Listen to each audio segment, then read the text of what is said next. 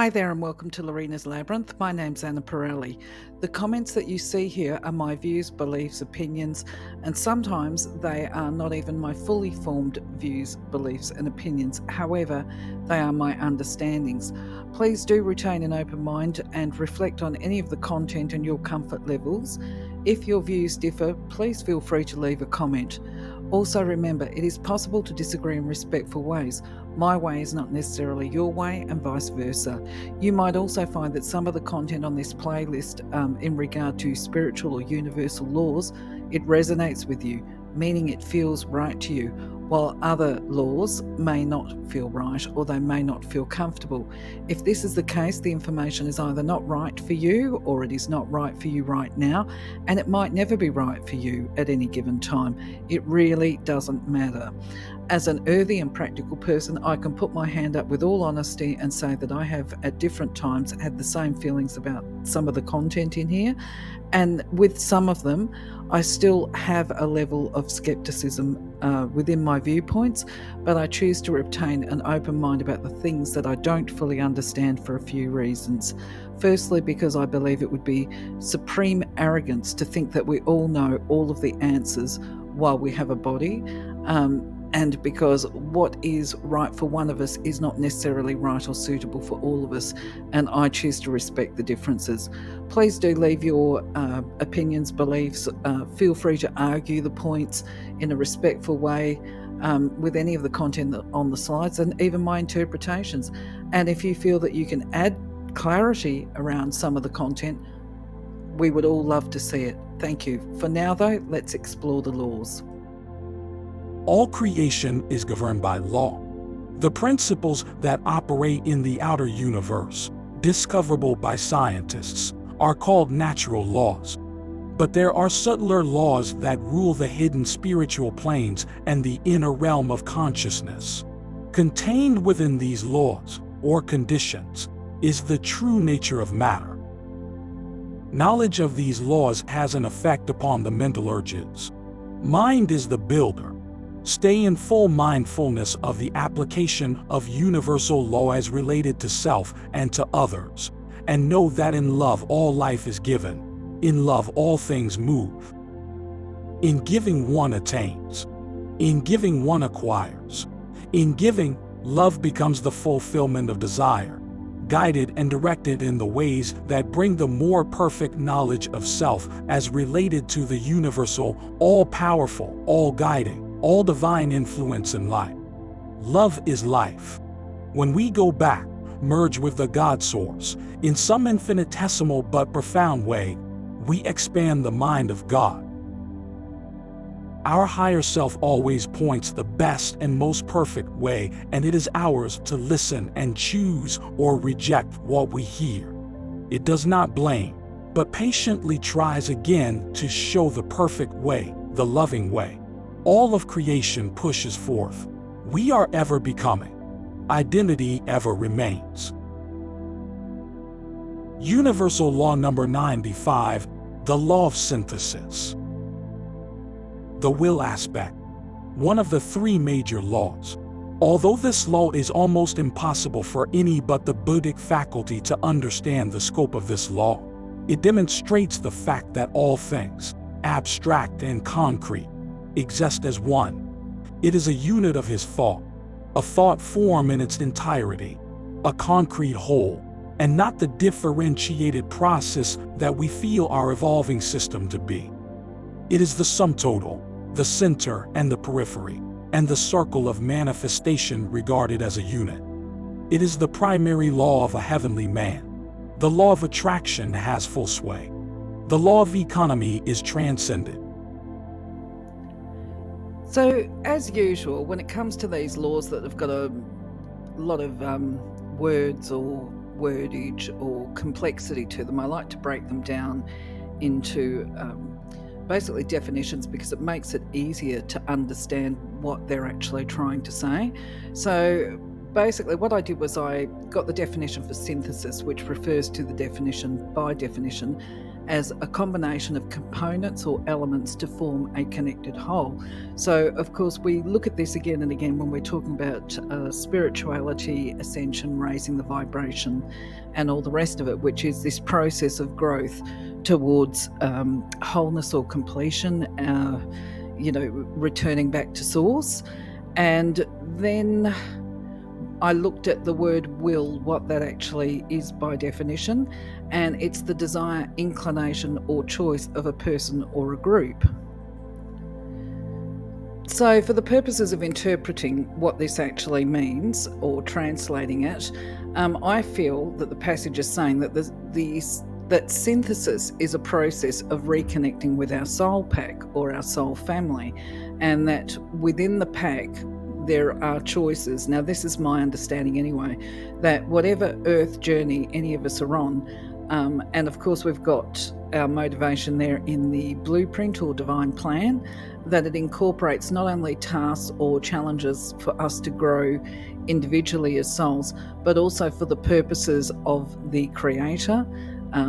If we're talking about, because some people will state that the earth path journey, stumbling over my words here, that the earthly human journey is one of allowing the Creator to experience and re-experience. But there's also this factor too that I've heard, and I tend to believe that if we've got soul packs, that it's also for the greater good of the entire soul pack and family. Now, I have my reasons for believing this, which I'll talk about at some point in time, and it's where that those people that it certainly helps the process of forgiveness, those ones who teach us the harshest, most painful lessons generally are members of our soul pack that have agreed to deliver these messages to us. This is what I tend to believe anyway. And I know that with some of my family members, where it took a lot to actually for me to psychologically overcome the pain that I felt that they had inflicted on me in my lifetime, I had to reach that point of just saying, you know what, job well done, you. If that was part of the divine plan and soul pack arrangement, well, you completed your task. You did what it was that we agreed to do prior to our birth, and you did it well.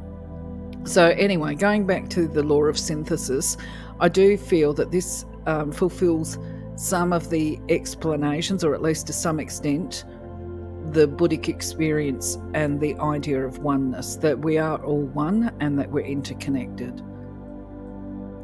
So if you've listened to many of my videos, you'll actually know that there are, at different times I turn around and say, well, frankly, I don't understand, and I really have, this is where it's a bit of a struggle, I actually have no interest in understanding things of this great depth before I actually pass over, because I'm not convinced that they have relevance to working the earth plane as a human being, which I understand is the purpose of us actually being alive. So for me, it's kind of like to turn around and say things like, we're not going to understand this until we've developed the Buddhic faculty and understand the scope of the law, blah blah. To me, it's like, well, don't we go to that when we shed our bodies? Bottom line, how relevant is it to here and now? Because for me, it's about being relevant and practical. So I just try and simplify it down and go, you know what, within this context, I do understand that as part of an evolving soul, because we're all in this ongoing state of motion, movement and growth, and where the return to center is regarded as a unit, if the center is the unit, then yes, it makes sense to me that the law of attraction has gone full sway once we've got to the center part, But to put the law of attraction here, well, rather, I've made a copy. I've copied part of the law of attraction here so that we can actually help unpack the rest of the law of synthesis, because it just looks so complex. I interpret this as just saying, look, at the end of the day, we're just simply a bunch of atoms shifting around the solar system as little holes, if you like. When I say holes, that's with a W. Little circles, you may as well say. Looking at this image here, we've got planets, but I guess if we were to try and imagine or visualize each one of us as an individual unit of going through ongoing expansion, there must be millions of little dots in there that represent our auras floating around in the cosmos as well, as we let go of our body and obviously raise our vibration, light, awareness, all of that stuff. And interestingly though, actually when we look at this graph, this is, I think is interesting. It would be if we're all gravitating around the solar system and all of us as our little people or little circles spinning around and going back to the centre. In many ways, I think this is actually reflective of what they call sun worship. I mean, the law of attraction refers to Sirian, but the sun is the central unit. So is Sirian, actually we looked at that law there. As I say, it just gets too complex to me. So the law of synthesis also refers to the law of economy. So I felt it would be helpful to actually put this little bit in here as well, saying that the law of economy causes matter to follow the line of least resistance, and it is the basis of the separative action of atomic matter. Oh, very much. It gets complex again. I just interpret this quite simply that, it's like the river. If we're talking about the line of least resistance, we have, as you see here, we've got a river going along, flowing along, and actually it's quite volatile. It's got some white water in there. We've got an obstacle that's coming out, and the water actually goes around. We don't see a tributary really happening here, but you can imagine that if the water levels increased, it would flow around on the right-hand side of that rock there, and then it would reconnect with the main flow on the other side of it. So to me, I think that's a really good example of the line of least resistance, and I can understand that this is a level of mastery, because I think we're kind of hardwired as humans to try and push against that which stands in our way, but at some point in time we release that desire to push and force, and we just go with the flow a lot better. Of course, I'm interested to hear what you might think, So to some extent I can accept the fact that, people must master the law, and I do get what they're saying in regard to completions of cycles, and but I think I like to understand the law of synthesis as speaking to the, if we could just really simplify it down to the easy and palatable for all of us, is that everything happens for a reason, even if that reason is not clear, and that nothing happens in our lives by accident.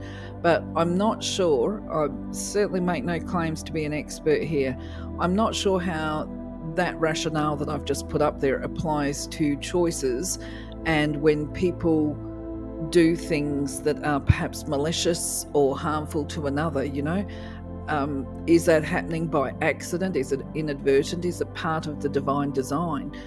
I think probably the answers would be, well, sometimes, maybe, sometimes it's just worlds colliding, if we're orbiting around and people smacking into each other as little auras, or sometimes it's pre-planned, maybe as part of the divine blueprint, like we talked about before, soul packs. But I guess bottom line is that when we unpack this, there's probably more questions that are raised than answers. So hey, I invite you once again, please contribute, make a comment, let me know what you think. If you've got thoughts, if you've got questions that perhaps we can brainstorm during a live session one day, that will be up there. In the meantime, I think I'm going to leave you with this to contemplate, as I have contemplated through the process of creating this video, and catch you on the next video. Also, thank you for being part of my journey. See you on the next one. Take care. Have a good time. Bye-bye.